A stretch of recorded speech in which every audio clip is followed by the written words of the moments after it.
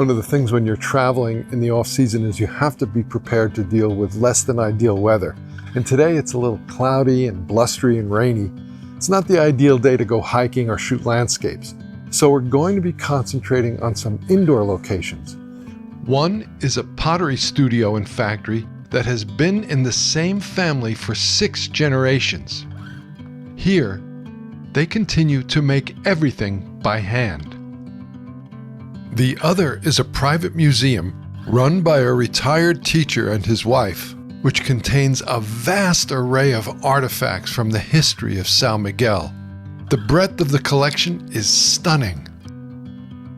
And finally, we'll visit a greenhouse plantation where they raise one of the island's cash crops, a small, sweet, very unique tasting pineapple. So there's lots to do. Stay with me.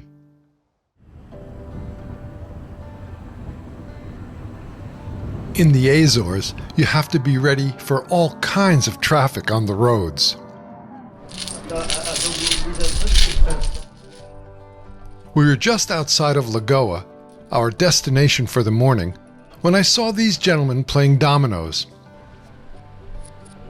Farmers and fishermen tend to have more free time on their hands during the winter, so you see a lot more of this kind of scene in the off-season. They let me hang out for a while to watch, and I'm not sure if it was just them being friendly, or they were showing respect to a fellow old codger. But they let me shoot for a while as well. And speaking of old things, Ceramica Vieira, located in Lagoa, is a historic pottery factory that has been operating since 1862.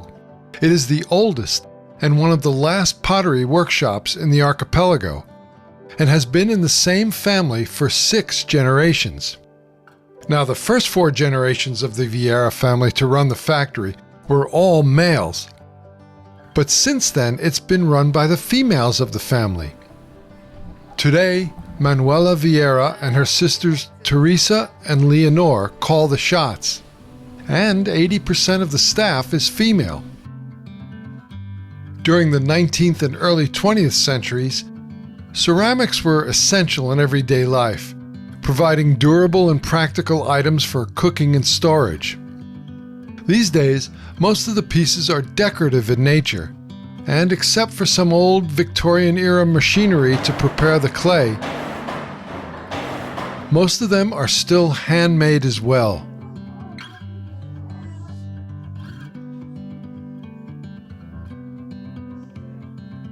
Ceramica Vieira remains a symbol of resilience and creativity in the Azores, embodying the island's rich history and the enduring value of artisanal skills in a modern world.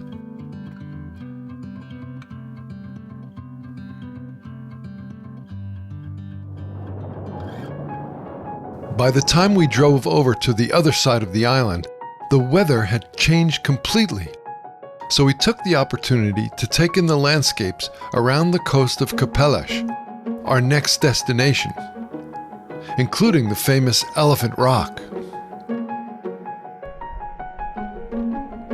Opened in 1996 by M.J. Mello, the Oficina Museu das Capellas showcases a staggering array of artifacts from the past century.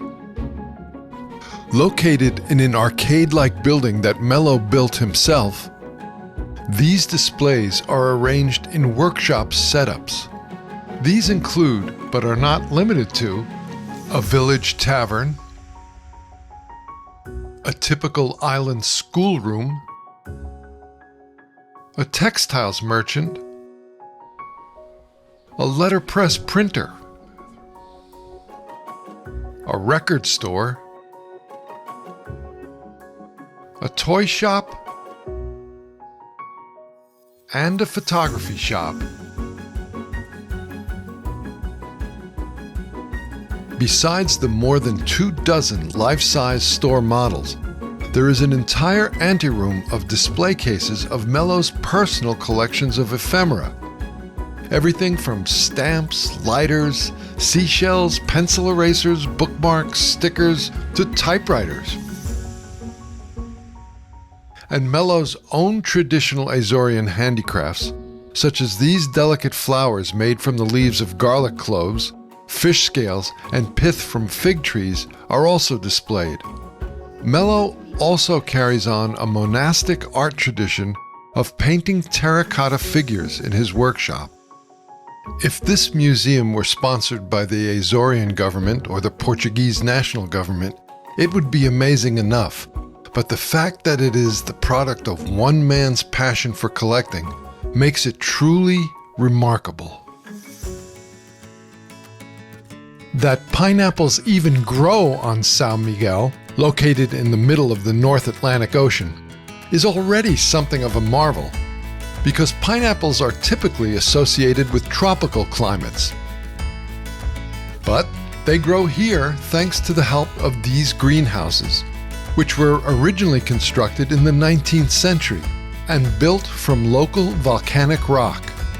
The rock retains the heat during the night and radiates it back during the day. This creates the warm environment needed to grow pineapples, despite the island's cooler climate. Sao Miguel's pineapples are renowned for their distinctive sweetness, depth of flavor, and fragrance, often described as richer and more complex than those grown elsewhere. This is due to the rich mineral content of the volcanic soil here. And the islanders make everything from ice cream to jelly to a sweet pineapple liqueur made right from the juice. Yeah, it is. Sao Miguel pineapples grow much more slowly than their tropical counterparts. This slower growth rate allows the fruit to develop a more concentrated flavor profile, with more sugars and a richer taste. Typically, they take about 2 years to reach full maturity.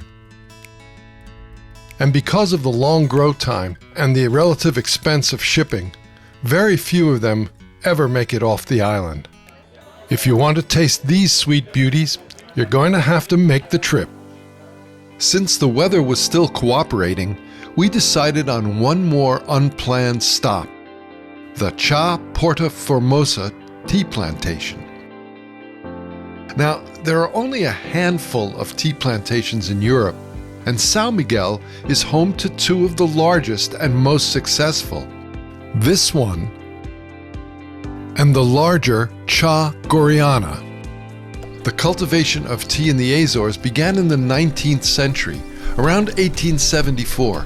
Experts from China were invited to teach locals the art of tea planting and processing as an effort to diversify agricultural production on the island.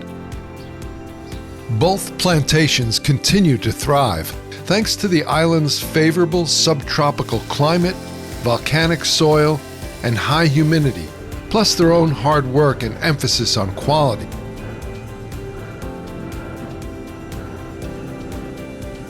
They produce both green and black teas, which are known for their distinctive flavor profiles.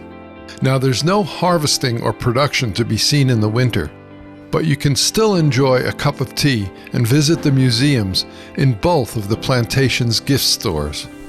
Formosa and Goriana's scenic locations overlooking the Atlantic Ocean makes them both popular destinations for visitors seeking a mix of history, culture, natural beauty, not to mention a good cup of tea.